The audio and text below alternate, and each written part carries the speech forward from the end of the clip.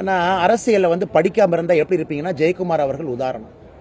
அரசியலை யாரோ பூந்துட்டு ஒரு வெள்ளை வேட்டி சட்டையை கட்டிக்கிட்டு யாரோ வாழ்க, இவர் நாமம் வாழ்க, அந்த நாமம் வாழ்கன்னு சொல்லிட்டு தமிழ்நாட்டில் பாதி பேர் சுற்றிட்டு இருக்காங்க.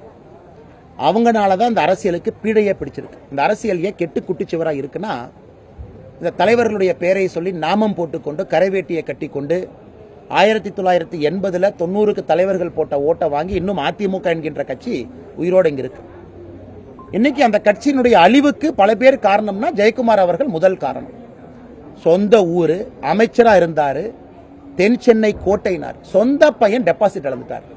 அவரெல்லாம் பேசலாமா? அவரெல்லாம் மீடியா முன்னாடி வந்து பேசலாமா? பாரதிய ஜனதா கட்சியினுடைய வேட்பாளர் ஜெயக்குமார் அவர்களுடைய சொந்த பையனை, இத்தனைக்கு எங்க வேட்பாளர் அமைச்சராக இருந்தாங்களா? எங்க வேட்பாளர் அந்த பகுதியில் எம்எல்ஏவா இருந்தாங்க? எங்க வேட்பாளர் எதுவுமே இல்லை. இவர் அமைச்சராக இருந்து இத்தனை ஆண்டுகள் கட்டி ஆண்டு இது என்னுடைய கோட்டைன்னு சொல்லக்கூடிய அந்த மனிதர் பையன் டெபாசிட் வாங்கல தென் சென்னை. அதனால இவரெல்லாம் அந்த பேச்சை நம்ம சீரியஸா எடுத்துக்கலாமாண்ணா?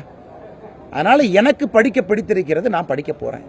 உங்களுக்கு படிக்க பிடிக்கலையா? நீங்க கரவேட்டி கட்டிக்கிட்டு அதே அரசியல தமிழ்நாட்டு மக்கள் பாருங்க. இளைஞர்கள் விரும்புறாங்க, ஒரு பொலிட்டீஷியன் அப்டேட்டடா இருக்கணும் விரும்புறாங்க. அப்டேட்டடா இருக்கணும், ஃபேபியன் சோசியலிசம் தெரிஞ்சுக்கணும். ஏன் யூரோப்பியன் நாடுகள்லாம் ரைட்டை நோக்கி போது தெரிஞ்சுக்கணும். இன்னைக்கு இங்கிலாந்துல எலெக்ஷன் நடக்குது, ஏன் லேபர் பெரிய அளவில் ஜெயிக்க போறாங்க புரிஞ்சுக்கணும். எப்படி பாலிடிக்ஸ் மாறுது, இளைஞர்கள் வந்த பிறகு எப்படி அவங்க மனநிலை மாறுது தெரிஞ்சுக்கணும். ஏன்னா அரசியல் இருக்கும் பொழுது உங்களை மெருகேற்றிக் கொள்ள வேண்டிய பொறுப்பு உங்களுக்கு இருக்கு. எதுவுமே இல்லை, காலையில் வீட்டில் லுங்கியை கட்டிட்டு ப்ரெஸ் மீட் வைப்பேன் ஜெயக்குமார் அண்ணன், சாயந்தரம் லுங்கி கட்டிட்டு நைட் 8:30 மணிக்கு ஒரு ப்ரெஸ் மீட் வைப்பேன். இந்த ரெண்டை வச்சா கட்சி வளர்ந்துருமானே? அப்புறம் என்னை கட்சியிலிருந்து நடவடிக்கை எடுத்திருக்காங்க, சஸ்பெண்ட் பண்ணியிருக்காங்கன்னா எங்க உட்காந்து நான் பேசிக்கிட்டு இருக்கேன்? ஜெயக்குமார் அவர்களுக்கு அதிமுக காரங்க தலைவர்கள்லாம் சாமி வேண்டி எப்படியாச்சும் இந்த அண்ணாமலை வெளியே அனுப்பிடணும், எப்படியாச்சும் இந்த அண்ணாமலை பாரதிய ஜனதா கட்சியிலிருந்து வெளியே வச்சுட்டா அவங்க தப்பிச்சுக்குவாங்க. எங்கேயும் போக போறது இல்லை, இங்கே தான் இருக்க போறேன்னா. அதனால எவ்வளவு சாமி வேணாலும் ஜெயக்குமார் அண்ணனை கும்பிட்டும் சாமி இந்த அண்ணாமலையை மட்டும் பாஜக, ஏன்னா அண்ணாமலைங்கிறது பாஜகவில் 1 லட்சத்தில் ஒருத்தர். இந்த அண்ணாமலை போனால் அடுத்து குப்புசாமியோ ராமசாமியோ இன்னொரு சுந்தரம் வந்து என்னை விட இன்னும் 10 மடங்கு சிறப்பாக செய்யத்தான் போறாங்க, அல்லது மாலினியோ நளினியோ இன்னொரு அக்கா வந்து செய்யத்தான் போறாங்க. அதனால இந்த ஒரு அண்ணாமலை வெளியே போயிட்டா அதிமுக இழந்த இடத்தை பிடிச்சிடலாம்னு நினைக்கிறதெல்லாம் பகல் கனவு. ஜெயக்குமார் அண்ணன் லுங்கியை கட்டிட்டு எத்தனை பிரஸ் மீட் கொடுக்கட்டும். ஒரு பிரஸ் மீட்டும் அதிமுக அழிந்து கொண்டிருக்கிறது என்பது தொண்டர்களுக்கு தெரியும், அதிமுக தொண்டர்களுக்கு தெரியும். முனுசாமி அண்ணனும் ஜெயக்குமார் அண்ணனும் ஒரு பிரஸ் மீட் பேசினா பிஜேபிக்கு 1% ஓட்டு இந்த பக்கம் அதிகமாகும். அதனால அவங்க நிறைய பேசணும், நிறைய அது மாதிரி செஞ்சுக்கிட்டே இருக்கணும். அப்பதான் எங்க கட்சி இன்னும் வேகமா வளரும்.